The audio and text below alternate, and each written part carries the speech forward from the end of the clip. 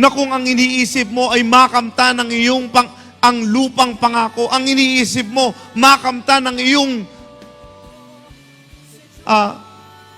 what do you call that? Dreams, your ambition. What is the number one ambition? Let's get it from the original creator of all ambition. They call that, Brother Matthew, American dream. Filipinos are dreaming of American dream. Mag-aral mabuti, magtrabaho, mag-apply ng visa, mag-asawa, bumili ng sasakyan, magkaroon ng bahay na malaki, doon sa may bundok, no? Bili ng lahat ng gusto niya. What would you get if you gain the whole world in the itty-bitty time that you have and lose your soul after? Anong mapapala? Mga kapatid, you need to open your mind to the Word of God. Na maisip na ang tao ay nilikha ng Diyos.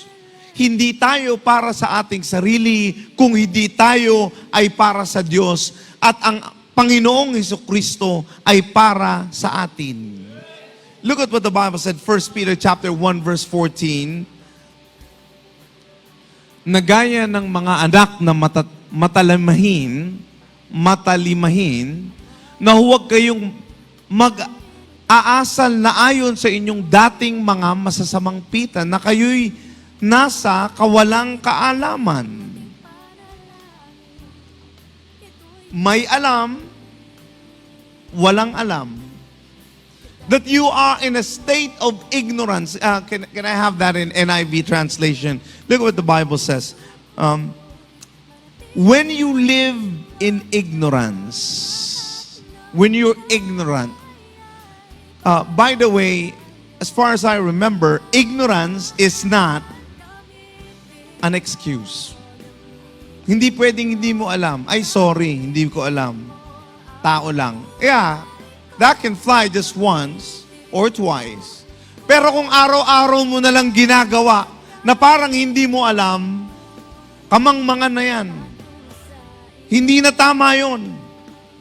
That man has got to know the mind of its maker. Oh, look at that. Ecclesiastes chapter 12 verse 1. I want to remind you, while you're still breathing and living, habang ikaw ay humihinga at buhay pa, alalahanin mo rin naman ang may lalang sa iyo sa mga kaarawan ng iyong kabataan bago dumating